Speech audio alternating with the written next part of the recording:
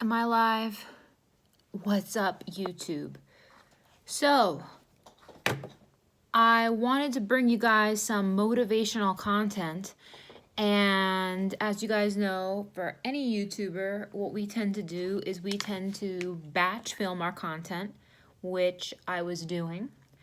And I literally lost 6 videos that what's up everybody? I lost 6 videos that I batch filmed. I was ready to edit them all because I was going back to back to back.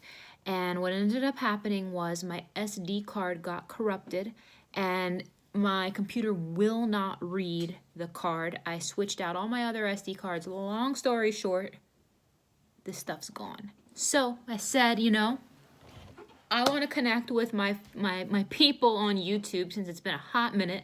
So what I'm going to do is the next best alternative, and I'm here on YouTube Live. I would rather it be a professionally edited, higher resolution quality, all that kind of stuff. But you know what? I'm here.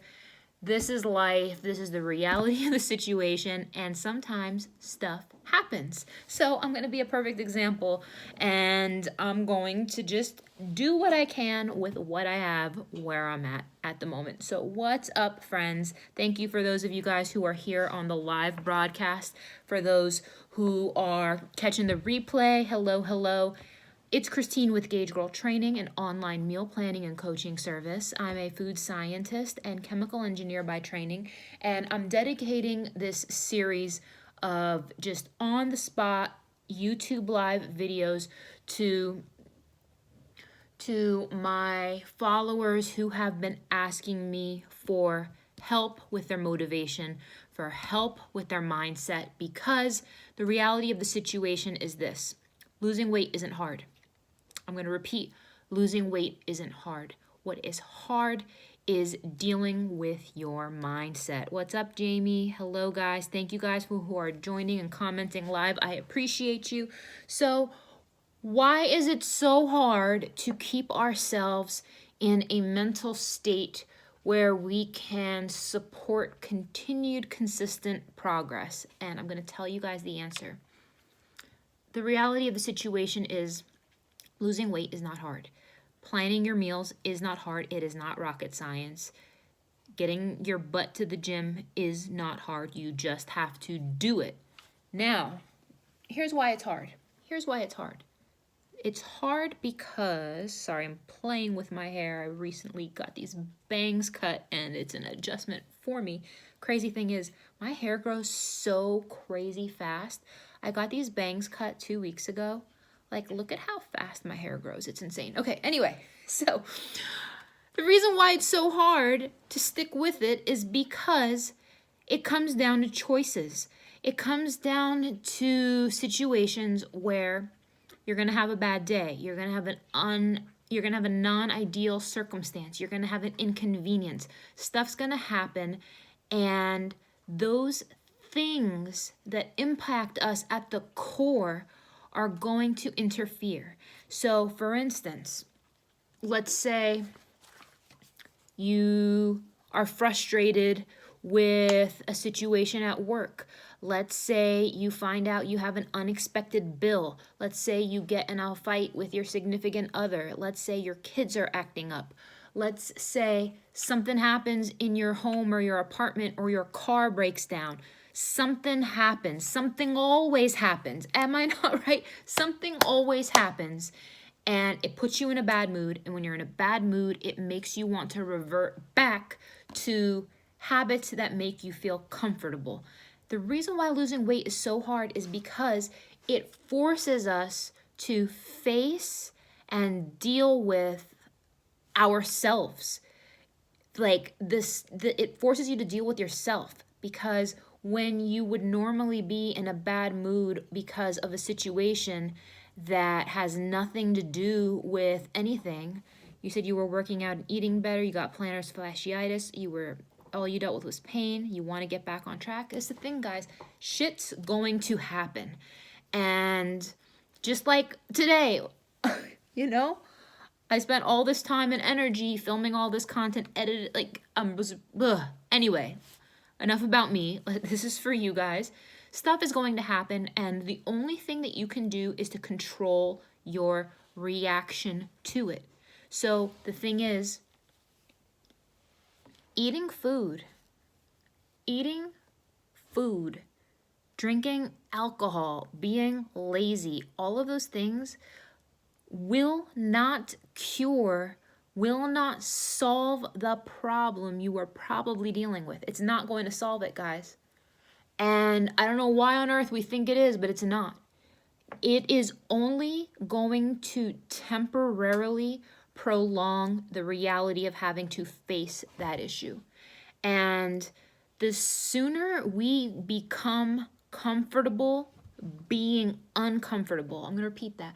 The sooner that you can become more comfortable being uncomfortable, get more comfortable dealing with shit that makes you feel uncomfortable, get more comfortable and used to not wanting to do what you have to do on a regular basis, you have to break through.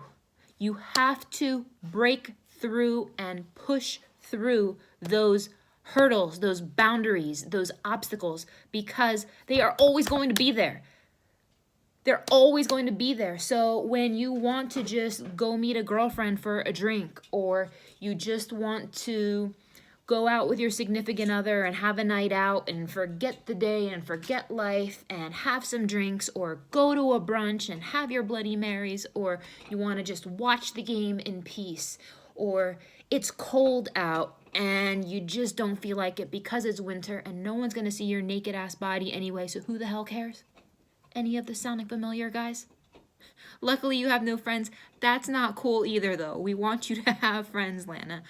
Guys, all of this stuff is going to happen. So the next time you are faced with a situation that you're just like, oh, you know, where you just have that reaction, realize that procrastination is nothing more than temporarily pausing the pain you think you are going to feel by facing what you don't want to do.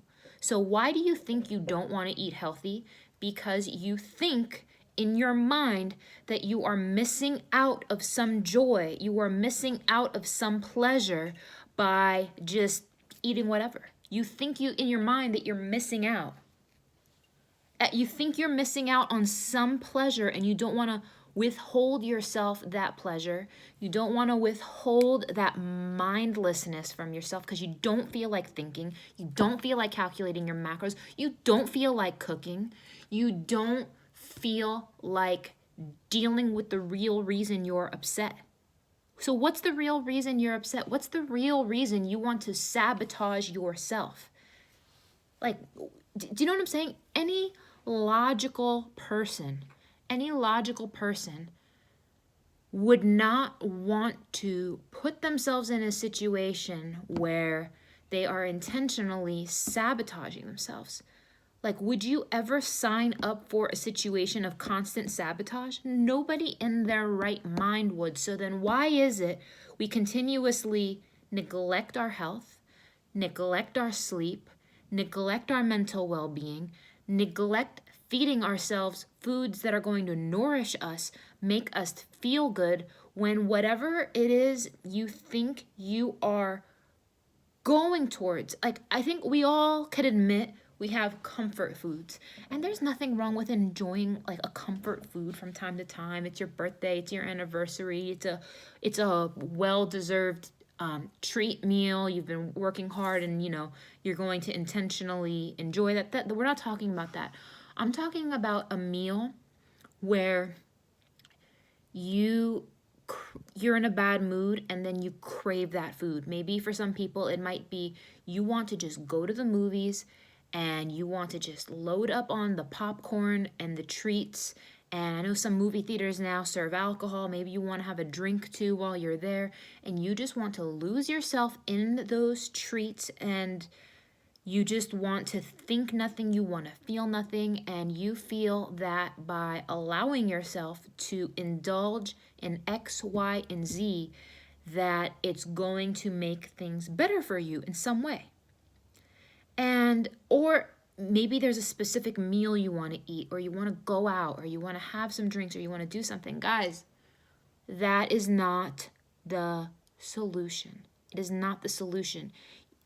Like I said, procrastination is prolonging the pain you think you're going to feel as a result of dealing with what it is you got to deal with. So let's talk about this. Is it really that painful to go to the gym? No. You're probably going to feel better by going. Is it really that painful to cook yourself something healthy? No, it's not painful, guys. You just are feeding yourself lies that by avoiding X, that's going to make you feel uncomfortable and you want to stay comfortable. But that comfort that you are telling yourself that you are seeking is an illusion. Guys, like going to town on some nachos or some pasta or eating XYZ, whatever, that is not going to solve the problem. If you have a problem in your relationship, you have a problem in your relationship that you need to fix or leave. If you have some discipline issues at home with your children, drinking until you are buzzed and cannot feel or think or remember anything is not going to solve those problems. Any suggestions for those that have foot pain and unable to exercise at the moment?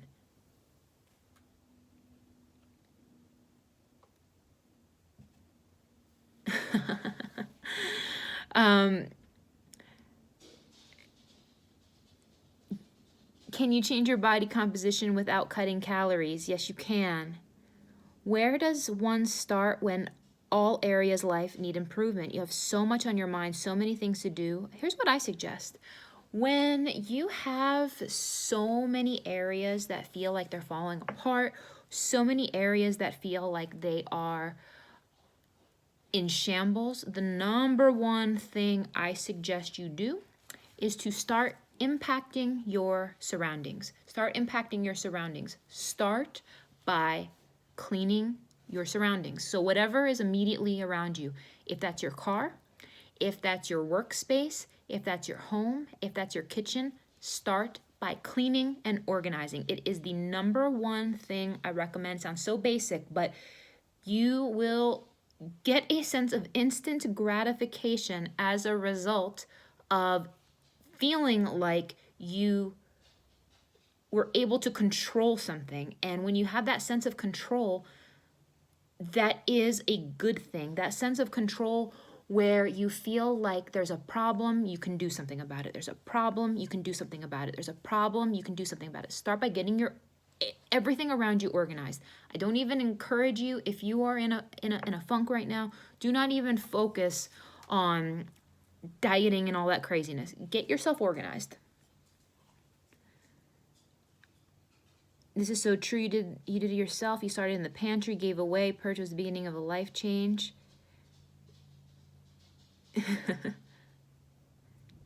Is there any way to cut and bulk at the same time? Yes, there is. I have some videos on that. Can you take carnitine twice a day? You can take carnitine twice a day. I don't think it's going to be quite effective. Anything that's going to be effective for fat loss that's actually a pill is illegal. There are I don't really recommend fat burners to anyone. You can take them, but it's not going to harm you by taking that twice a day. I don't necessarily recommend it.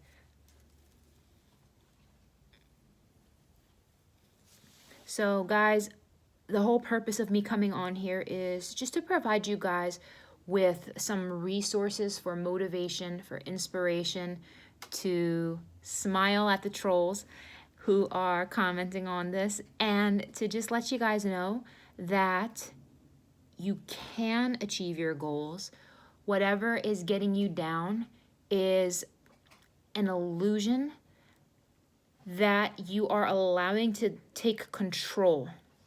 Anything to help with the soreness. It depends on what type of soreness we're talking about. If you are talking about soreness from working out, You can take some amino acids.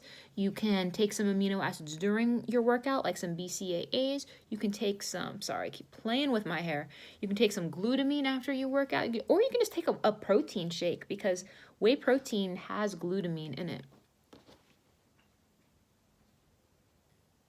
So all that being said, you guys, you're a college student, you started binge eating because you do not have many friends, and you find yourself turning to food when you feel lonely. What can you do to fight these urges? So if you're trying to fight loneliness, I encourage you to plug yourself into a community. Maybe you can find a community of like-minded people on your campus. Maybe you can join a club. Maybe you can get a hobby. Maybe you can go to some workout classes, or maybe some intramural sports. I encourage you to plug yourself into a community. And if you can't do all of that, try plugging yourself into an online community. Gauge Girl Training has an amazing online community if you just want some support and encouragement along the way to help you reach your goals. We are happy to help you with that. There were a bunch of comments streaming. Shari says, I appreciate this video. You're eating your meal 3. You wasn't looking forward to this ground turkey, rice, and string beans for the 4th day in a row. And the thing is, Shari, you know what? We're not always going to feel like it. We're not always going to feel like it. But the reality is, you invested that time to cook that food. You were probably saving yourself some money by doing so. I encourage you to, you know, like, it's one meal. Like, every single meal doesn't need to be like a euphoric sense of pleasure. It doesn't, every meal doesn't need to be like an extreme sense of comfort. You're eating to nourish your body. You'll be all right. Mimi says, I'm so happy to find your channel. It's rare to find health and fitness channels geared more towards women. You really love the science that comes with this. I'm really glad you are here. I appreciate you being here. I'm so glad that you're here today, Jamie Riblet. SRU81 says, hi, Christine. I work out 3 to 4 times a week.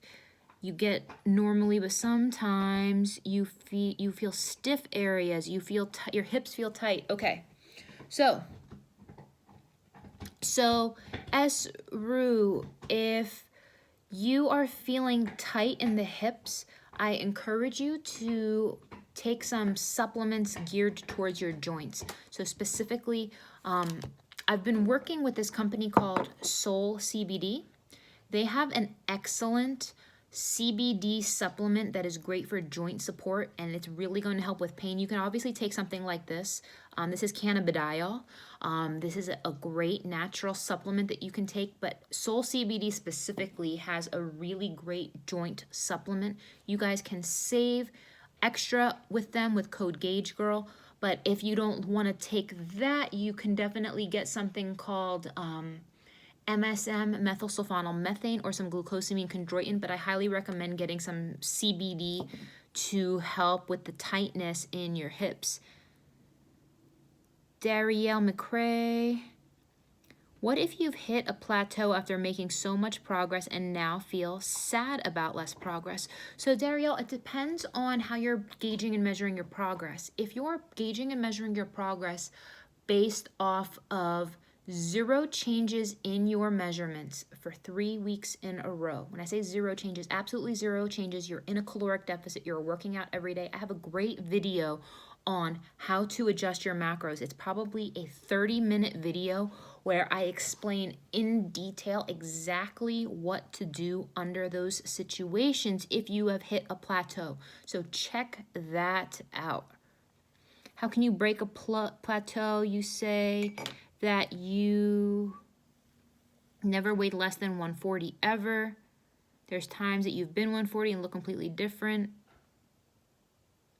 Still the same weight. Don't focus on your weight, Erica Lopez. Don't focus on your weight. Focus on your body fat percentage. Focus on your measurements. And focus on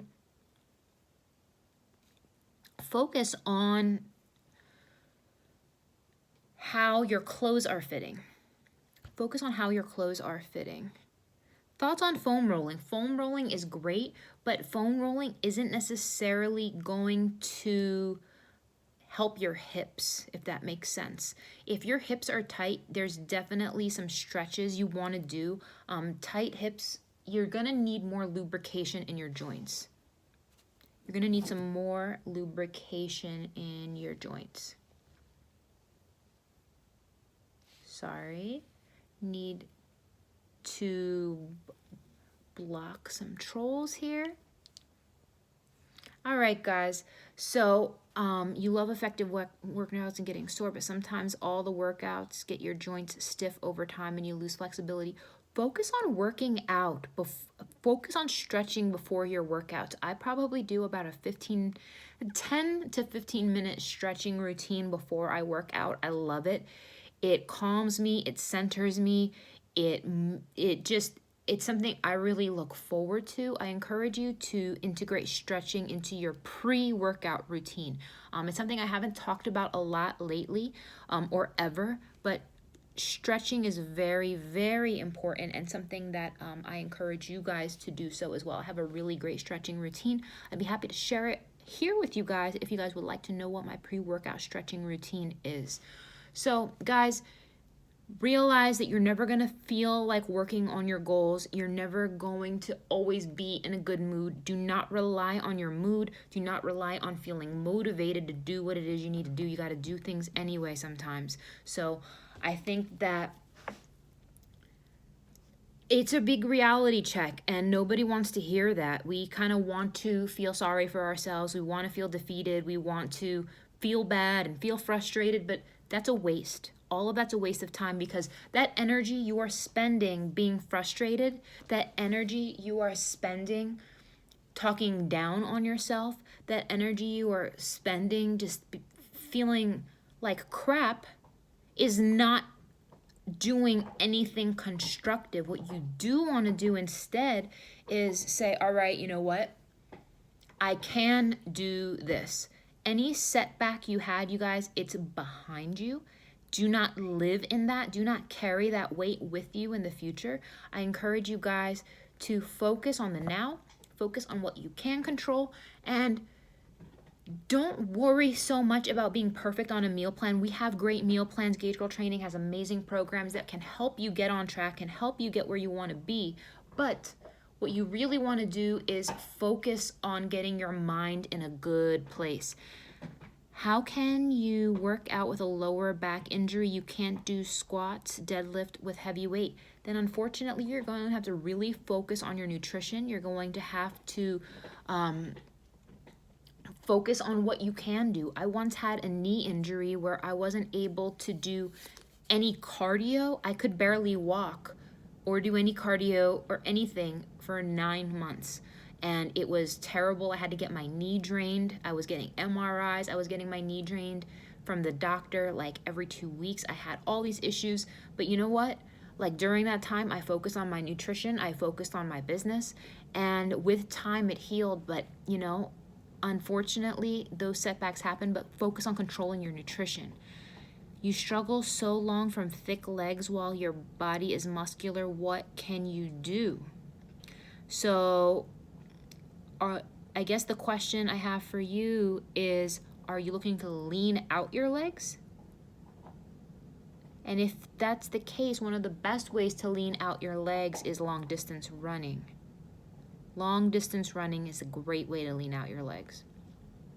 Start running 3 to 5 miles a day, your legs will lean out.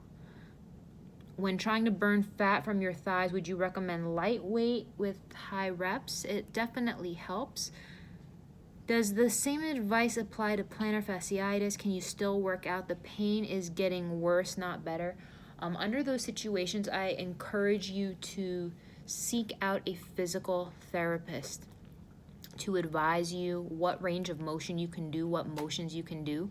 And then from there, in the meantime, Monique, I encourage you, dial in those macros. If your activity factor is less, reduce your activity factor, reduce your total daily energy expenditure, and find a more realistic range of calories that you need to be eating in. Find a better range that you want to be eating in. Dialing in your nutrition will save you from from unwanted weight gain as a result of injuries. How can you balance running and weightlifting? You want to do competitive powerlifting, but also running a 10K. You can't find a split of each that works for you. Samantha Johnson, I suggest you go with our custom flex training program. It comes with a one-on-one consultation with me. You and I can talk about it in detail, and I can build you a training program to help facilitate both goals. You're probably going to end up needing to eat a lot, because for powerlifting as well as that type of distance you want to run, you're gonna need a lot of food. You're gonna need a good amount of food because you're gonna be burning a lot of calories. But I'd be more than happy to build you a program. Will I still give body type info and advice? Absolutely. Absolutely. If you want a body type assessment, you can either DM me on Instagram at GageGirlTraining, or you can email us bodytype@GageGirlTraining. Do I recommend making small changes, incremental steps at first with nutrition for a few months before trying to count macros out the gate when you begin a lifestyle change? Robert Alistair, it depends. It depends on you as a person. Some people respond well to structure, but if you know yourself, I suggest a warm up, if that makes sense. If there's some basic things that you know you need to be doing, if you know you need to cut out alcohol, if you know you need to stop partaking in just unhealthy behaviors, like, let's be real, then start there. Give yourself a week or two. I have a program called the 21-Day Quick Start Guide. This is a great place to start. But the thing is, you can never go wrong with counting your macros. It might be a little too much at first for some. If you find that that will overwhelm you, you got to ask yourself, is that going to overwhelm you or is that going to empower you? For some, it's going to overwhelm them. And if you think it's going to overwhelm you, start with some basic things that you know you shouldn't be doing. And then once you hit a plateau naturally, then go to macros. What macro ratio can you recommend for a person with an underactive thyroid? You do moderate workout. Hope you will be able to read your comments. You are a Filipino. Yes, I am half Filipino, life and 30. A macro ratio, it's going to depend on so many other factors than just an underactive thyroid. I do suggest you get a one-on-one macros consultation with me, so that way I can dial it in, ask you some more questions that we don't want to take over this live broadcast with. What can you suggest the next day as relief after drinking a lot of alcohol for a hangover? Phoenix X. Next day of a hangover, what I recommend is this: Pedialyte, Pedialyte, Pedialyte. Target, in the children's aisle of Target, there is a Target brand Pedialyte, which is actually very low in sugar. It's full of electrolytes. I believe it's only like 40 calories per serving. Way better than Gatorade. Hydrate, hydrate, hydrate. Have some Pedialyte. Trust me, you will appreciate this, but go to the children's food aisle in Target, get that Pedialyte, and that's what you want to do. How do you know the keto diet is not working for your body anymore? It depends on what you were using to measure your progress, Deandra. So if you are no longer seeing changes in your measurements, if you are no longer experiencing mental clarity and focus, you may just need to shift your